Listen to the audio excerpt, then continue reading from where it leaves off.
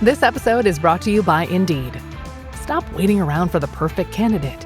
Instead, use Indeed sponsored jobs to find the right people with the right skills fast. It's a simple way to make sure your listing is the first candidates see. According to Indeed data, sponsored jobs have 4 times more applicants than non-sponsored jobs. So go build your dream team today with Indeed. Get a $75 sponsored job credit at Indeed.com/podcast. Terms and conditions apply. Hey, the vibes are slipping. I think it's time to bring out the Velveeta shells and cheese. The holidays are a time to go all in on indulgence. Headline your meals with the rich, creamy meltiness of Velveeta shells and cheese and satisfy your holiday cravings like no other. Bring that main course energy to your side dish. Celebrate extra with Velveeta these holidays. When I was 16, ended up going on a trip to Botswana on the African continent. That was my first time on the African continent. And, they say, a lot of times people say you go to Africa, you either love it or you hate it. And I fell in love for sure. And so just kind of grew up feeling this call to full-time missions and ended up going to Youth with a Mission, YWAM, in Jacksonville, Florida when I was 18 to do a discipleship training school. And that's actually where I ended up meeting my wife. She was there doing a school of frontier missions. So that's how we met and ended up getting married. That was 2006 when we got married in 2008 and launched Okoa Refuge.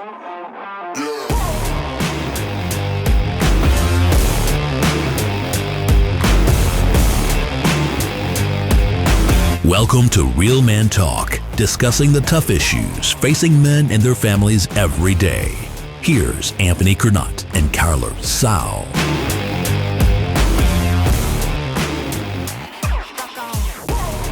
What's up, guys? Welcome to Real Men Talk. Today, I have got such an exciting podcast. So I've been trying to get this podcast to happen for months now. And so I'm so excited for you guys to meet Tyler Workman, who is the CEO of Okoa Refuge. Did I say that right? Okoa Refuge. Okay.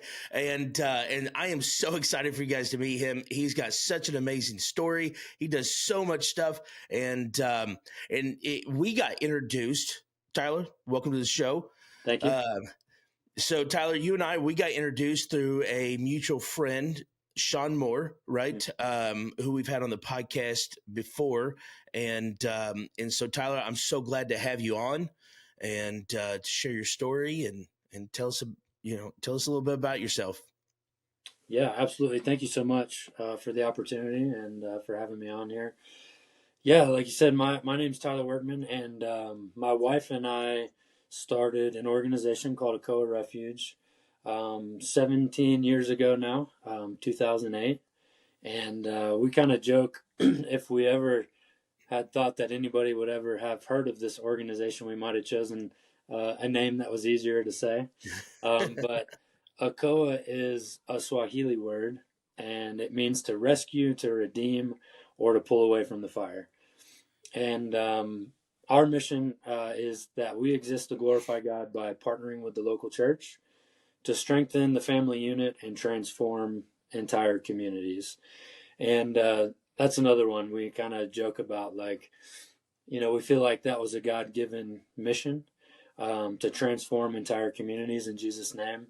But if we had known the lengths and the depths that the Lord was going to take that, he just took it way beyond what we could have ever imagined, right? Which is because he's such a good God. And so, 2008, we founded this organization, and we do a lot of different things, but they all kind of fall under 4 main ministry pillars.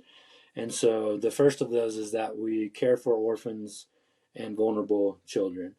And that's really one of the things that we got our start with, was caring for orphans and vulnerable children.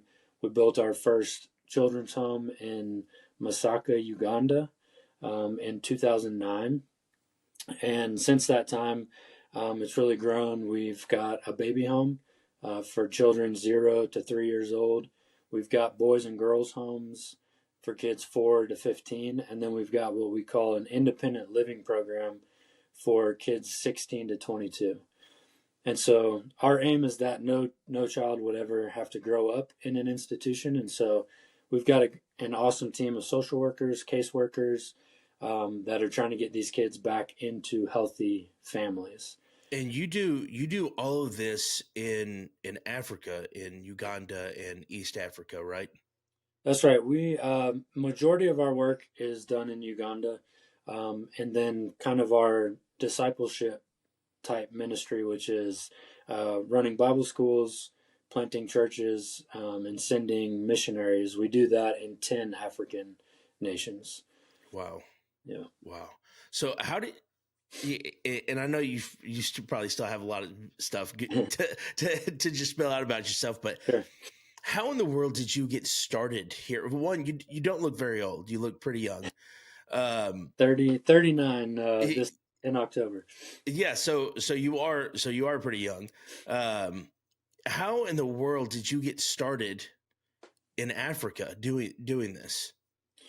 Yeah, so I was really blessed to grow up in a Christian home, godly parents who are still together, and we grew up in a Southern Baptist, pretty conservative kind of background up until I was about 10 or 11 years old, and we started going to a non-denominational church that really had a strong emphasis on missions. Mm-hmm. And I went on my first short-term mission trip when I was 13 to Lima, Peru. And really that trip opened my eyes to the world, to missions, and it really just changed the trajectory of my life. And really, after that trip, every summer I was going on a different summer missions trip to a different place. And when I was 16, ended up going on a trip to Botswana on the African continent. That was my first time on the African continent. And, they say, a lot of times people say you go to Africa, you either love it or you hate it. And I fell in love for sure. And so just kind of grew up feeling this call to full-time missions, and ended up going to Youth with a Mission, YWAM, in Jacksonville, Florida when I was 18 to do a discipleship training school. And that's actually where I ended up meeting my wife. She was there doing a school of frontier missions. So that's how we met, and ended up getting married. That was 2006 when we got married in 2008, and launched Okoa Refuge. And we both felt called to full-time missions. We both felt called to unreached people groups, to the African continent. And we ended up taking a group of teenagers from the church that we were just kind of volunteering, helping in the youth group. We took them with another organization on a mission trip to Uganda. And so it was like a 3-week trip. And that was really our first experience with Uganda. And I'll be honest, we didn't, at the time, did not feel like called to move to Uganda. At that time, in 2008, we had just gotten married. I was 21, she was 22. We had just launched the organization, and we were praying and asking the Lord, like, where do you want to send us? And we were like, hard places and unreached people groups, and we had a heart for Muslims, and so we took that short-term trip, and then we went on a scouting trip to Central African Republic. That was kind of a crazy experience. Lots of guns pointed at us, had our passports taken, and my wife said, "I don't think the Lord's calling me to Central African Republic." And so, long story short, the Lord just continued opening doors in Uganda, and we ended up going back there again and again. But between 2008 and 2012, we started our first children's home, started our first Bible school there in 2011, and then moved there full time in 2012. So that's kind of how we ended up in Uganda, of all places. Yeah. So do you live in Uganda now? We don't live there full time anymore. We lived there 12 years. My wife, and then I've got 6 kids. Me too. Right Let's now go. range from 8 to 21. Yep.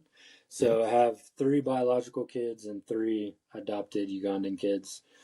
And so, yeah, we were there full time, 12 years. And then about 2 years ago, we made the move to Colorado. And so now we're Okay. like halftime. My kids are pretty much full time in the States. Hmm. My wife is in Uganda 4 times a year. She goes once a quarter for Hmm. 2 weeks, and then I'm about 6 times a year for a total of about 18 to 20 weeks. So we're there about halftime. Right. About 26 weeks of the year, one of us is in Uganda. Yeah. But we've got just an amazing. I mean, the Lord just blessed us, and we worked really hard, and we're really intentional about building an indigenously led organization. Right. So over the years, we've grown. Now we've got about 280 full time staff, and we've got about 140 part time staff, and they're all indigenous. Um, Wow. and so that was something, yeah, that we were just really intentional about from the beginning and wanted from the beginning. And so the organization, hasn't skipped a beat. Yeah. It's not there full time. And I love that mission of building the family. Mm, Right. Uh, y- the family is the most probably the strongest thing the Lord has created. that's right. And if you're going to change a culture, you start with the families. That's right. And I love that mission. You know, Mm, that's that's powerful. It's yeah. powerful. And I would imagine that it's probably a handful. Of course, I've never been to Africa. I've never been to Uganda. I don't know what culture's like there. Um, but and even here in the States, it's difficult. You know, Right. and Yeah. so Yeah. I mean, um, I think that family, the local church, being the way that the Lord has given us to reach the world.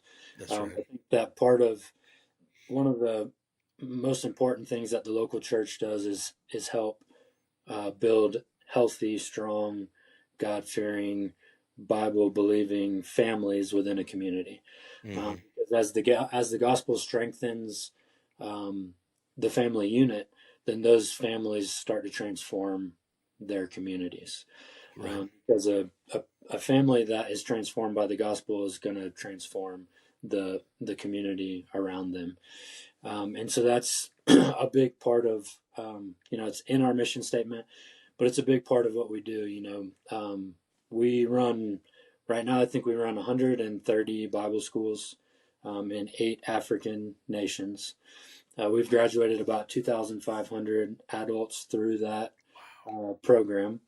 And we're accredited through Makerere University, which is a university in Uganda. Um, it's considered the 5th best university on the continent. So we just got Wow. lucky that it was near us, Let's and we go. were able to get our schools accredited through there. So it's a 2-year um, diploma in biblical theology, and those students and graduates, there are disciple makers, right? So Hmm. they are going out into their communities, into lost communities, and now we're sending them into other nations, reaching unreached people groups, to make disciples and to find what we would call a person of peace Yeah. in those communities, right? Who the person that the Lord has prepared beforehand to be a gateway, a person of influence in that community for the gospel then to spread in that community. And so our graduates and students have started close to 3,000 what we call discovery Bible studies uh, Hmm. in over 3,000 communities. We've been able to plant about 1,200 churches since 2016 with about 35,000 members. And those churches, just what we were talking about, strengthening those families within those communities so that they can transform their entire communities. And another thing that we do, we kind of to partner with those local churches, we have a program. It's called the Community Empowerment Program. Mm-hmm. And it's pretty similar to like a Compassion International model, where Okay. the local church is partnering with families in their community and sponsoring children in homes. And so what we do is we partner with the church that we've planted and a pastor that we've trained. Mm-hmm. Then we empower that local church to partner with 50 of the most vulnerable families in their community. Oh, wow. And what that does is provide some food security. It's going to send the kid to school. They're going to have weekend discipleship programs at the local church. Mm-hmm. And then through those community empowerment programs is really one of the main ways that our ministry has grown into so many other areas. Like our work with kids with disabilities, our work fighting gender-based violence and human trafficking has come because the gospel transforms a family. Introducing Meta Ray-Ban Display, the world's most advanced AI glasses. With a full color display built into the lens of the glasses, it's there when you need it and gone when you don't. Send and receive messages, translate or caption live conversations, collaborate with Meta AI, and more. Be one of the first to try Meta Ray-Ban Display. Visit meta.com/Meta Ray-Ban Display to book a demo and find your pair. And in this case, it transforms 50 families within a community. And then those families are coming to us and saying, hey, we've had this 3-year-old with disabilities, Mm-hmm. and we've been hiding them, right, from the community because of the stigma, or, people will think that our family's cursed, right? But now we've learned that this child is made in the image of God, and we want to love this child. And, how can we help our child, right, our disabled child? Right. Which has then led to programs where we support disabled children in the home, and then we've built physical therapy centers where we give out devices, and we're doing corrective surgeries and all these kind of things. Or they come and they go, hey, my neighbor's been beating his wife, and nobody's really cared, but now, right? Now the gospel has transformed us, right? How do we help? And so that's kind of what has fueled a lot of the different ministries that we're now a part of, which, then led to a partnership that we have with the Ugandan government and Ugandan law enforcement now to train their police officers. Now we're able to carry firearms in Uganda, and we help make arrests. And now we have a law firm in Uganda to help prosecute the perpetrators that we're arresting. And so people sometimes will look at the ministry and be like, isn't this mission drift? Like, how aren't you doing too many different things? And really, it's all one thing, man. It's the gospel. It's all part of the same mission. Yeah. The gospel. And when the gospel transforms a community, we kind of say this is just kind of like the exhaust, right, of what happens when the gospel, and all of these other parts of the community get impacted and changed. And so that's kind of what has led to this over the last 17 years. Wow. Good night. That is a lot to unpack. It is. It is absolutely amazing. So Uganda, do you deal with a lot of Muslims and different things like that? Of course, everything right now you hear about in the States is from Nigeria, and I understand that's a different part of the continent. Yeah. But have you been affected by any of the Islamic? Yeah. Was it? Yes. Yeah, groups. I would say not a lot. So Uganda does have a small percentage. I think it's about 20% of Uganda is Muslim. But of course, we are kind of surrounded by nations that are affected a lot more. And really, if you look at the continent, everything kind of north of Uganda is going to be predominantly Muslim. Mm-hmm. Uganda is predominantly Christian, although kind of like America, that those statistics are a bit skewed. Right. There's a lot of Catholicism in Uganda, and there's a lot of mix and match with your religion, right? So, are Yeah. you a Christian? Yes.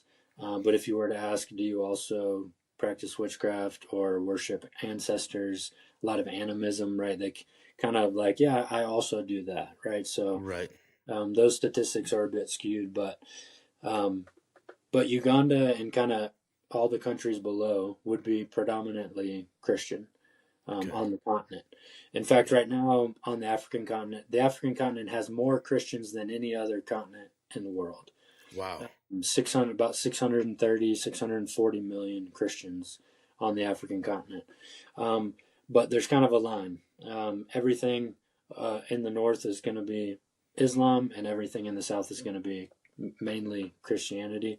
But there's also 990 unreached people groups on the African continent, Wow. most of those being Muslim. And so some of what we've experienced, like we have a missionary in Democratic Republic of Congo, and you've probably seen some of that stuff in the news in the last 3 to 6 months, with kind of the M23 Rwanda-backed rebel group, which has been operating in DRC forever, like Right. 25 years, fighting with the government. Yeah. Um, and that's escalated in the last, 6, 8 months. And in the midst of that, some of these smaller Islamic factions will use that chaos, right, to come in. And so you'll get these stories of they've come in and slaughtered 60 Christians or beheaded Yeah. 80 Christians here, and so our missionary there has felt the impact of some of that. There's a group called ADF that will sometimes come over the border into Uganda, and they are now ISIS claims anything that the ADF does, ISIS claims it. So they're kind of claiming they're that Islamic State. Um, Right. but it was last year I think that they came over the border and attacked a girls' high school in Kasese, Uganda, and they killed about 50 to 60 Ugandan girls in the school, machetes, and then burn the school down. So we see a little bit of that, um, but it's more in the surrounding nations. So like we have a missionary in the Nuba Mountains of Sudan. So of course, especially Yeah. right now, it's escalated. There's a lot popping off over there right now, and then even Central African Republic, mainly Islam. Yeah. Up in the northern part of Uganda, we have a missionary in a place called Yumbe, and she's working with the Aringa people, and they're 99, 0.7% Muslim. That I would say in Uganda is probably where you would have the most fanatical Islam.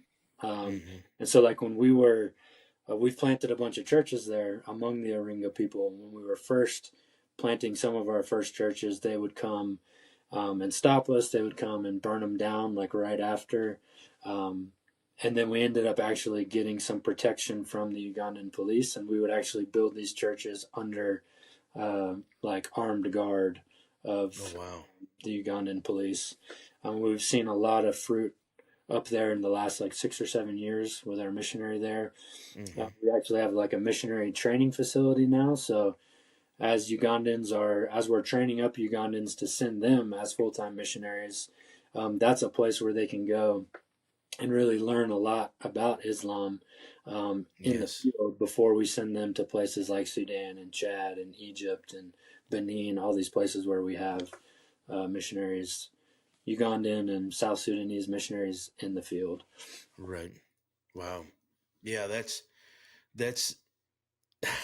I don't know. It's really kind of hard to take it all in. I mean, you guys do so much. Yes, you guys do so much. It's so amazing.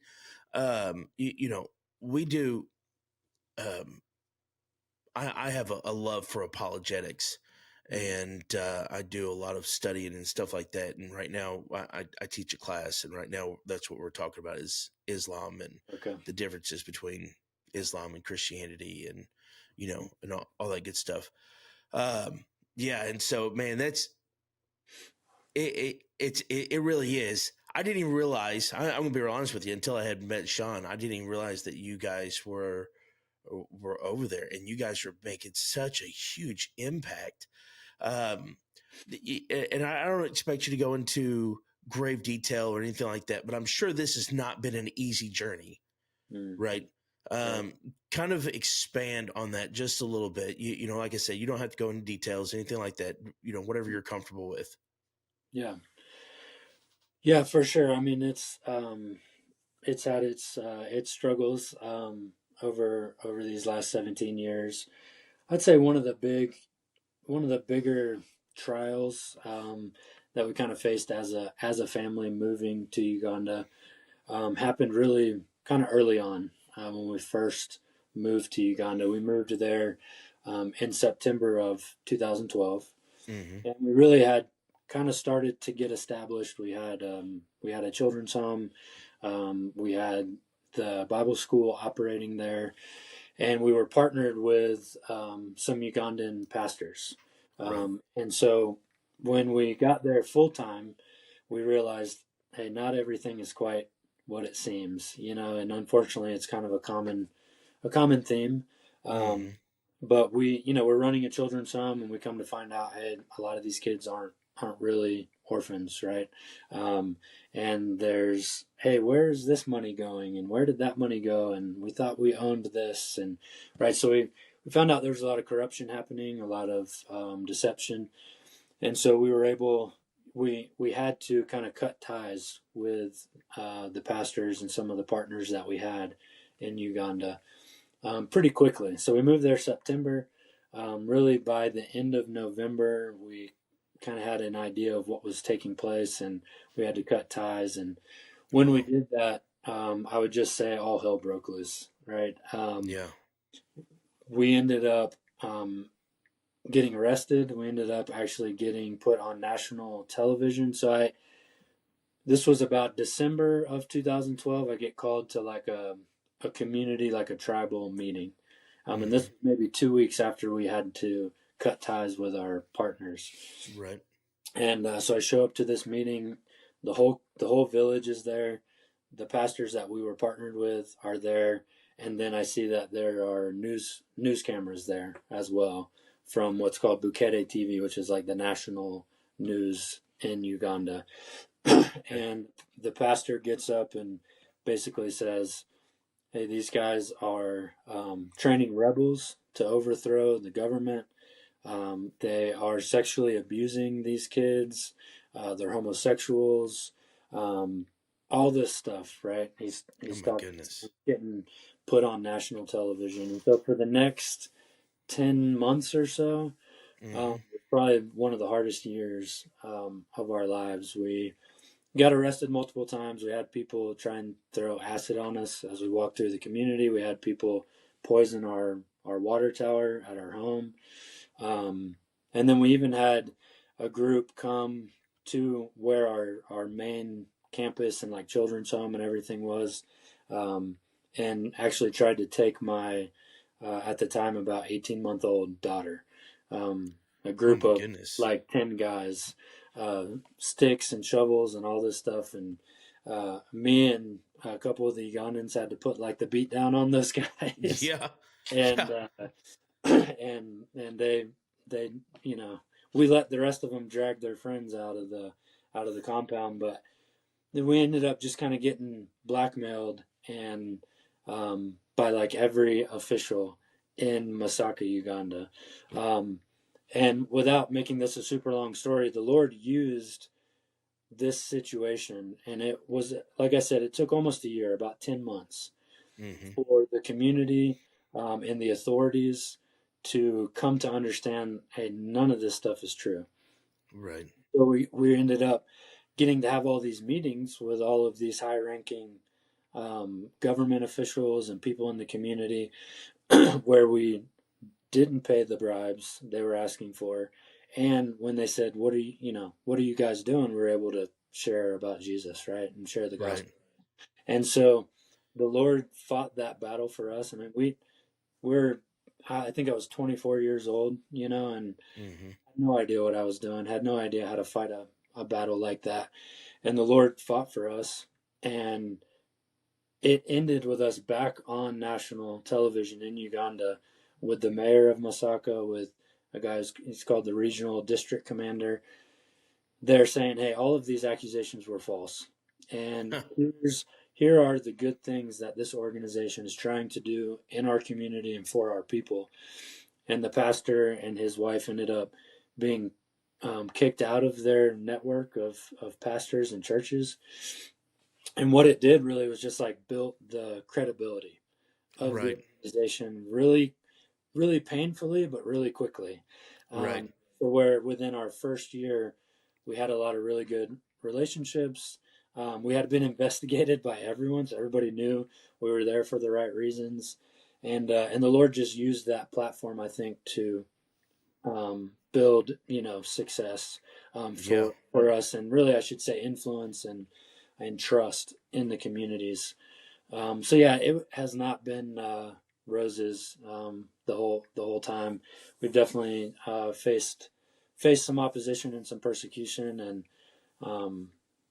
just as the Lord always does, He uses. I shouldn't even say He uses, because I believe He causes. Right? He is sovereign and in control of all things, and so He causes those things to change us and grow us, and to glorify Himself. Yeah. Wow, man. How many times did you want to quit? Welcome to Sephora. I'm looking for a perfume that's not too perfumey. I got you. Serum moisturizer or moisturizer serum. Let's get into layering. My concealer is making me look worse. Sounds like the wrong shade. Let's get you matched. There's only one store that really gets what you're going for. Get beauty from people who get beauty. Only at Sephora. Hi, Let's get you a basket. That first year, man, it was about a daily, a daily struggle, and had a lot of people saying, "Hey, you need to get out of there. Like it's a dangerous situation. You need to come back home. Get your kids out of there, and those sort of things." And we just felt strongly that that this is what the Lord had called us to, and again, not because of our strength or because we were special, but because we just trusted that the Lord had a plan. We were confused and we didn't know what that plan was, but we just said, Lord, we trust you, and you're going to have to fight this battle on our behalf. And He did, and He used it to glorify Himself. And one cool thing I like to mention from that is, like, the deputy mayor of Masaka during that time was one of our biggest opposers, right? He was one of the biggest voices of opposition against us. And now he teaches at our Bible schools. Like he's a believer. He works for the organization. He's a teacher, teaching biblical theology at one of our Bible schools. And so just really cool how the Lord used all of those things. Yeah, man, that is awesome. And I can only imagine how hard not only just a situation like that being difficult, but being so young, right? And going through that, I can't even imagine, and that depth of, Lord, here I am, right? Because that's what you had to hold on to, right? And here we are, and the Lord has used that faithfulness. Obviously, you guys have changed, pretty much an entire nation, for the cause of Christ, and through that hardship. But man, just as you look back now, and where you are now, I'm sure that there are not only that moment, but, kind of like what you were saying, these moments that the Lord has used, and the maturity level that you have reached now could not have been obtained without those instances, right? Without the hardships, every single time I've seen when we go through things, the Lord always uses those when we're like, okay, God, no matter what it is, whether you're in another country, whether you're fighting a battle of sickness, whatever it is, it doesn't matter. When you stop and you're like, Lord, okay, I don't know what's on the other side of this door, but I know you're going to take me through it. Right. And every single time you get on the other side of that and you're going, how in the world did I get here? How did I make it? How did I survive? Yeah. I think those are the moments, those where the Lord is really just sanctifying, and growing us to be more like Him. It's never wasted, right? The pain and kind of the hardship, the challenges. We were never promised an easy road. That's right. As believers, I think it's probably the least taught thing in the American church, but probably one of the most important things to be taught, especially when you're discipling people. Is that suffering is part of it. We talk about following Jesus, right? That's what discipleship is, and talk about being the hands and feet of Jesus. But we forget what happened to those hands and feet. They had nails pierce them, and and we are to follow our master. And said, "Look what the world did to me," and I'm creator of the universe. So it's going to hate you too, right? If you want to be godly, then expect persecution, says in Timothy, so we can't be surprised when we face trials of many kinds, but we have to know that is what the Lord is using to refine us, to accomplish His will, to glorify Himself. And especially, it's in all the walk of every Christian, but I feel like especially with anyone that the Lord has called to be like an international missionary, or someone who is maybe taking the gospel somewhere that the gospel has not been to yet. Right. That's part of the deal, right? Think about like I love the story. There's a story of like this missionary in India, right, who is walking to share the gospel, right? He's walking these great distances, and he's going to these villages and these communities, and he's sharing the gospel, and he goes and and they're just total rejection, persecution, maybe even physical, like beating this missionary, right? And so he leaves, and he goes and he falls asleep under a tree, and some of the leaders from the community, they're like wanting to know where he went, right? Make sure this guy really left and isn't going to come back. And they go and find this guy asleep, and they see that his feet are just all tore up, cut up, and from walking to bring the gospel to them. And when he wakes up, he's got all the people of this community all like surrounding him, looking at him, but not angry, but looking at him and waiting to hear what he has to say. And the change is when he's like, "What happened? Why do you want to hear now what I have to say?"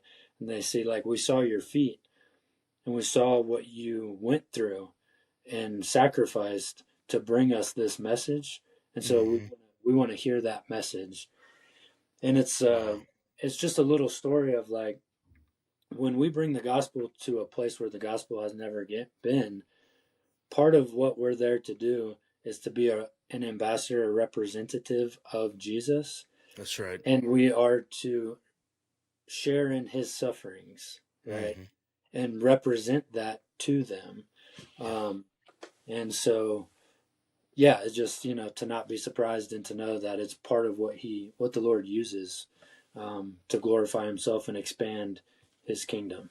That's right. That's right. Because as a Christian, we understand and we believe that every single person is made in the image of God, right? They all hold value no matter what the culture is, no matter where they're at in the world. And they all deserve that, Right. to understand and to know the love of Christ. What a mission, what a call, Yeah, it's an honor that we get to be a part. Yeah, it I don't find myself without words very often. That's it's amazing. It really is. And kudos to you, your organization, for and I love the way that you've done this, what you've done so far, because I go back to the original point. God created that Malachi talks about. God created the family on purpose, right? One of the many things is to expand the kingdom through generation after generation. Yeah. And to strengthen that family, which is kind of what we do, what Real Men Ministries is about, is, how do we grow up men, right? To be the leaders that God has called them to be, first in their homes, then in their churches, and then in their communities, right? Right. We change culture, we change communities through the generations. We're so bad, you can probably attest to this more than anybody else, but I feel like here in the West, in the United States, that we want change right now. We realize, we forget that the enemy's playing a chess game, right? We're not playing checkers, we're playing chess. Yeah. And and to make impacts that are generational, right? Not just, oh, let's go in and put a Band-Aid on it, right? Sure. I don't want to teach you. I don't want to tell you as a man that, you're doing wrong. I don't give you 10 ways to do, this. I want to teach you how to be a father, right? I want to teach you how to be a husband, and then allow God to work through you to change your children and your wife. Right. And that's exactly what you guys are doing. Initiating the family there is bringing generational change. And I'm sure you guys have been there long enough, I'm sure, to see that. Yeah. Yeah, that's so important. We've in our children's home now, we've been there long enough, like you said, that we're starting to see some of the kids who have grown up within the children's home, who have been in, unfortunately, in situations where they can't go back to the home, where we haven't been able to find relatives and people to get them back into a family, that are now, like, we have social workers children who grew up, we sent them off to college, they became social workers, and now they're working in the children's home, in counseling and leading the kids who are there now. And one of the things that I believe in, and I think what you were just talking about, is like, if we go in as the church to try and change a community, choose any social aspect, right? Whether it's healthcare, whether it's, how many kids are surviving birth, right? The birth rate, like literacy, the courts, right? The justice system, any of it. If we go in as the church and we try to say, we're going to come in and solve this problem, right? We might be able to for 20, 30 years.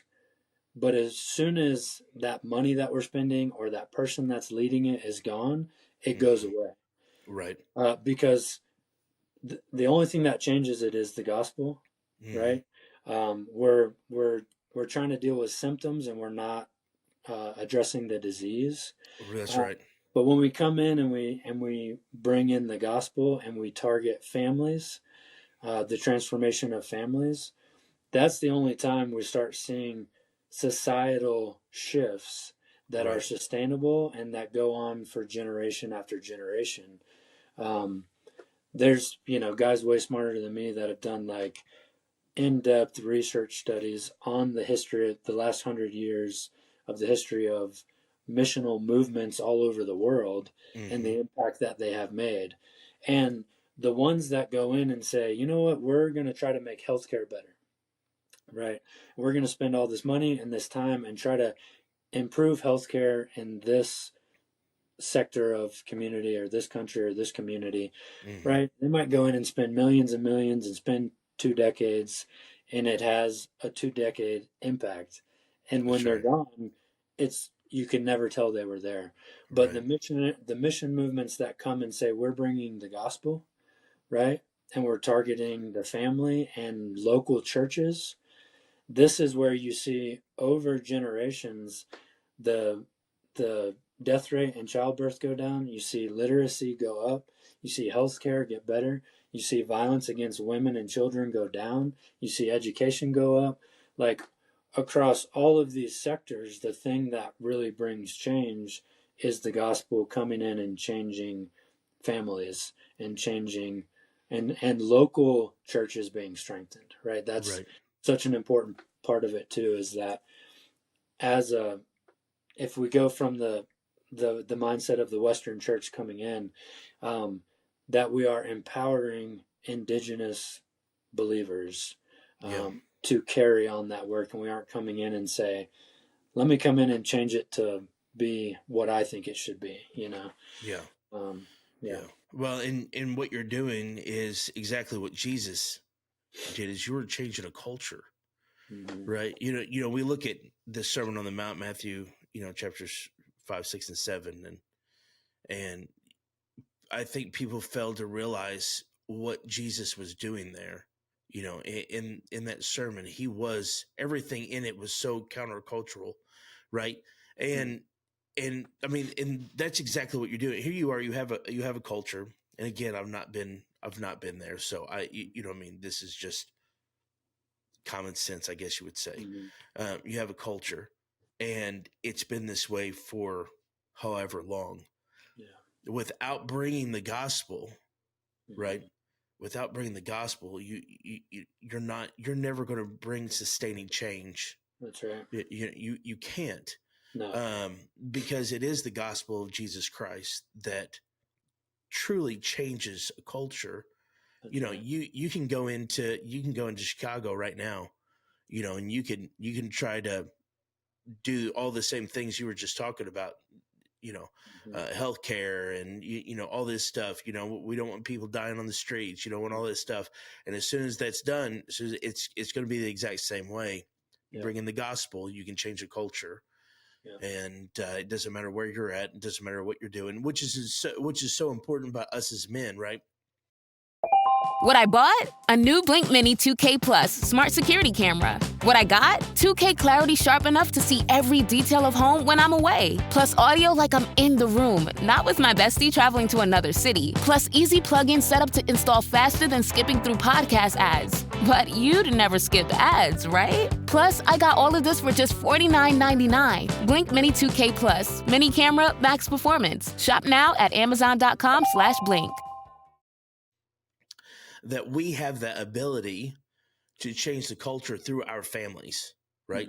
Which is exactly what you're teaching in Uganda. We have the ability to change. Whenever I raise my children, right?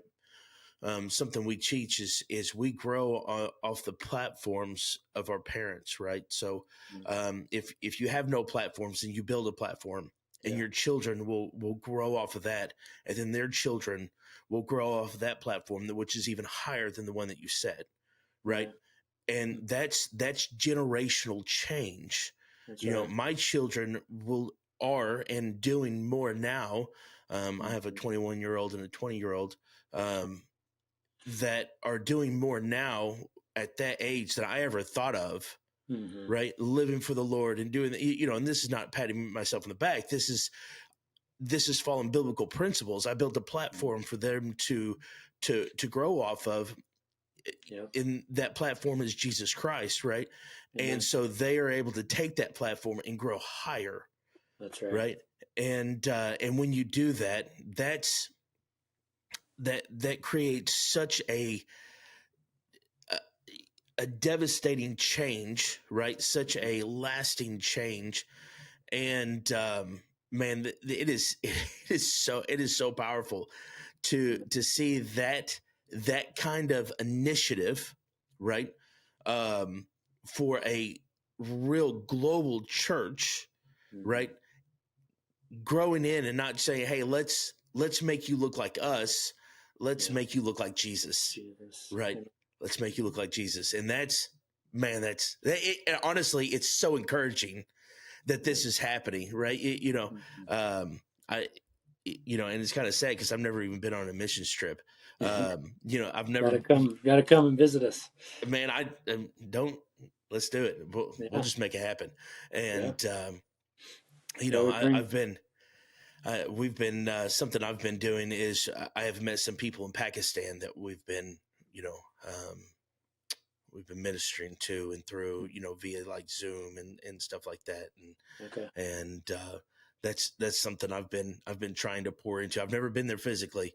But it's wild because everybody's so you see these people and Tyler, it's the wildest thing because I've never experienced anything like this until last year.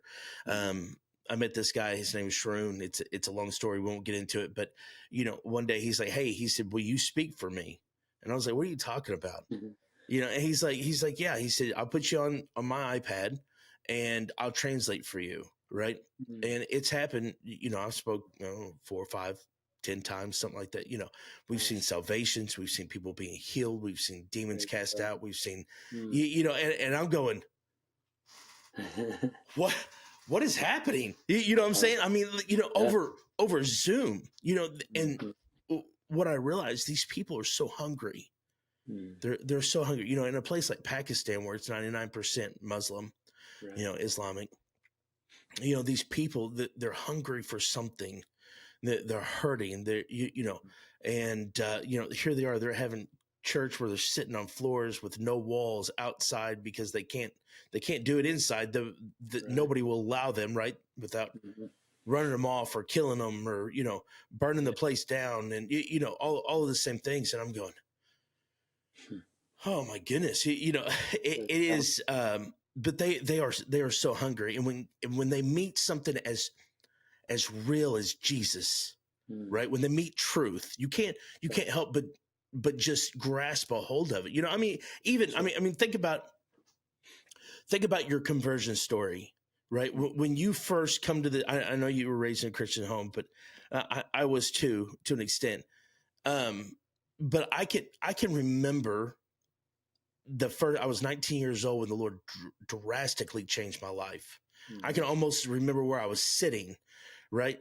And I remember this truth. I didn't realize what it was then, but what I experienced was real and it was truth, right? Yeah.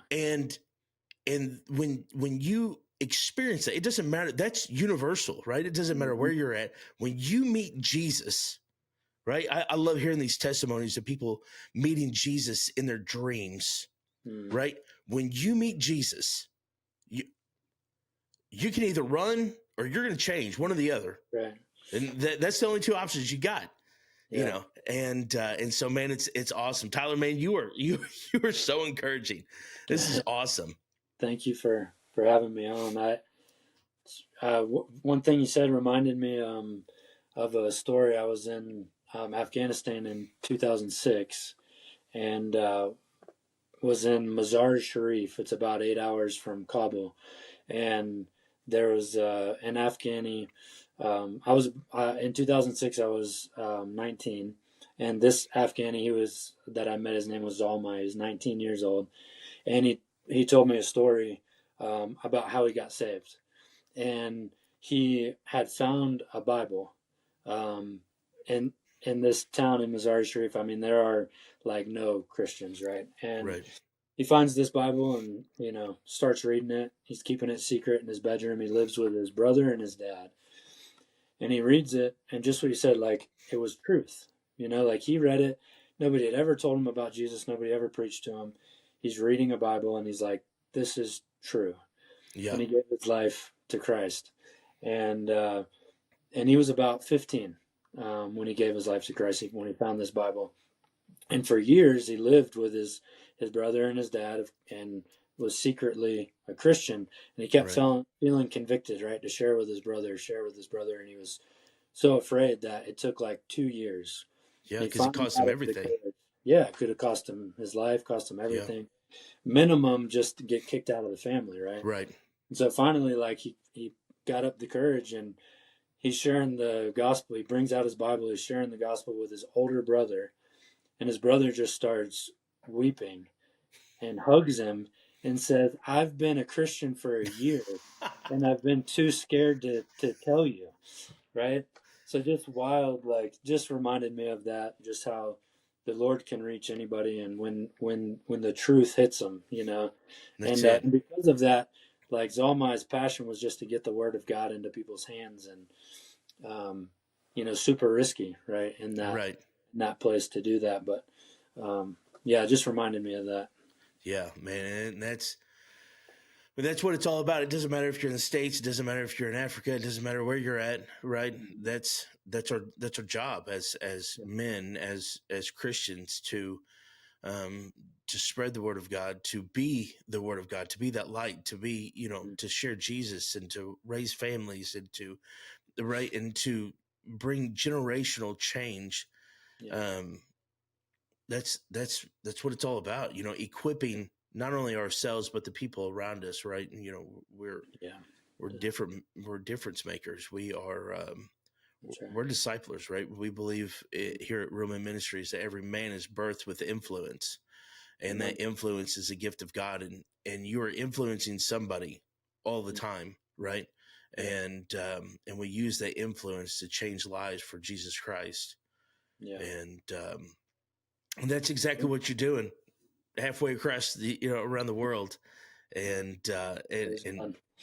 man, it's encouraging, not only you, but your family, and you know, now that you have children, you said you have a 21-year-old, which see, you're kind of young to be having a 21-year-old. So I'm guessing that one's adopted. Yep. Okay. Yeah. Right. So I have 6 children too. My oldest is 21. My youngest is 5. We have one that's adopted. And and so we, funny story, not to get off topic, but we found out my wife was pregnant with our youngest, who's 5 now, 2 weeks after I had scheduled my vasectomy.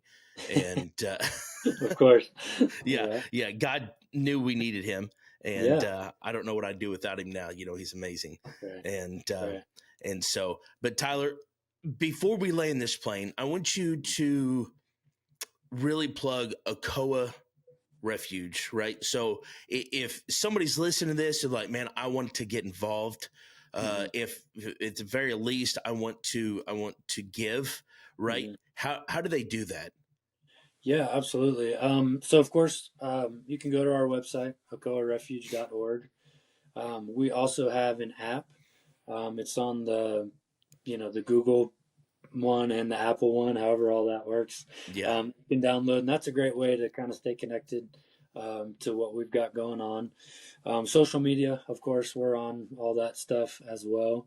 Instagram's a great place to stay connected. But there's tons of different ways for people to get involved. Like I said, you can come on a trip.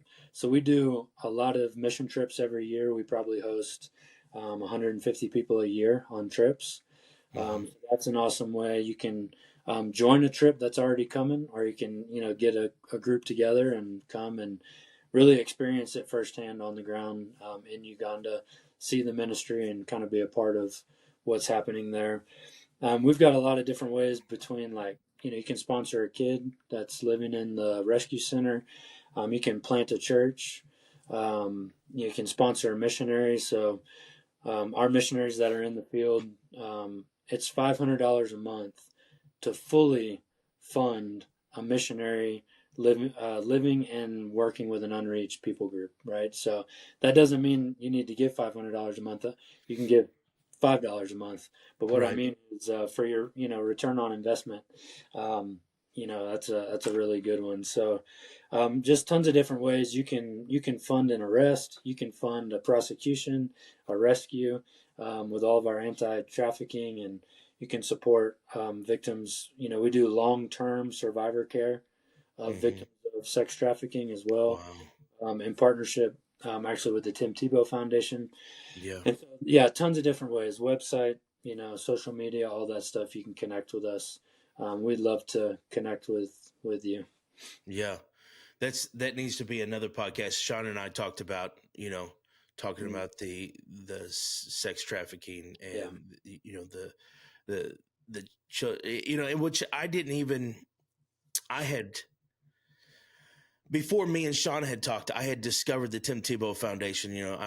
I'm a football guy anyway, so Tim Tebow was always, I like Tim Tebow. But whenever I discovered his foundation that he had, I began to look at his research and different things like that. And then Sean and I was talking about it, and I think he'll be talking to you again about the three of us being on a podcast and, talking about the sex trafficking, which will be a really heavy one, I'm sure.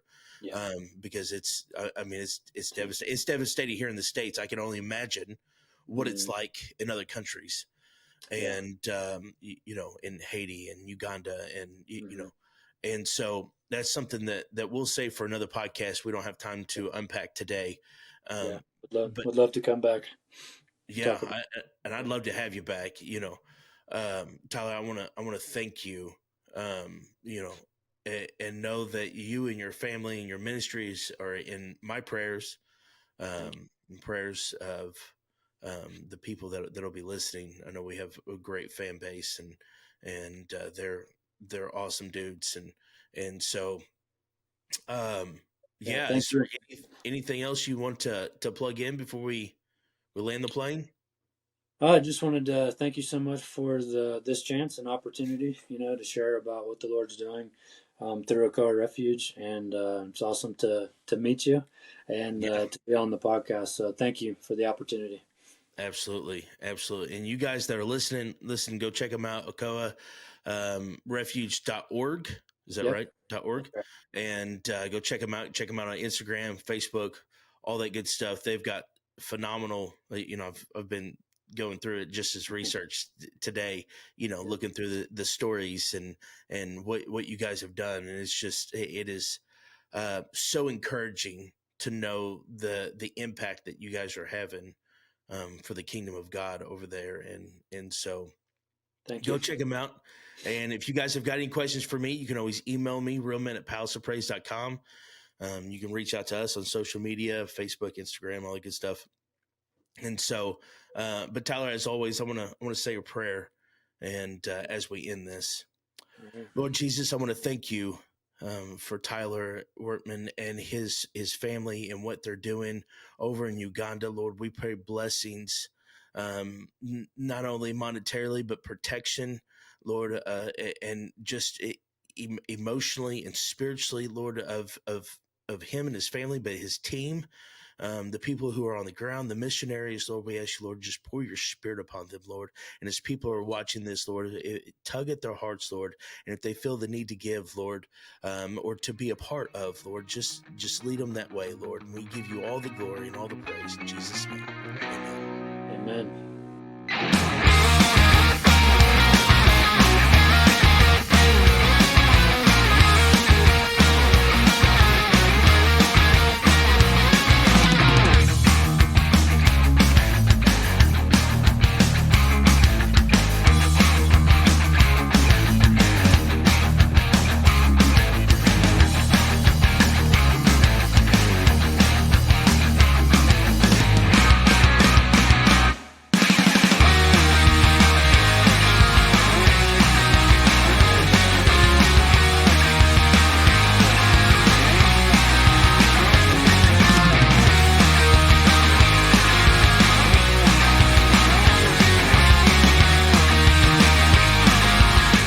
You've been listening to Real Men Talk. If you'd like to get in touch with us, shoot us an email, realmen@palaceofpraise.com, or visit our website at realmenministries.us. You can also message us through social media. If you're a man age 16 and up and would like to be a part of the conversation, join us at the Palace of Praise every Thursday night at 6:30 p.m. If you don't have a home church, consider joining us for worship on Sundays at 10:30 a.m. and 6 p.m. Palace of Praise is located at 1400 Herschel Best Boulevard in Poplar Bluff, Missouri. New episodes of Real Men Talk drop every Thursday at 5 p.m. on all major podcast platforms. You can also find us on YouTube, TikTok, Instagram, X, and Facebook. Real Men Talk is a production of Real Men Studios in cooperation with Palace Media Services.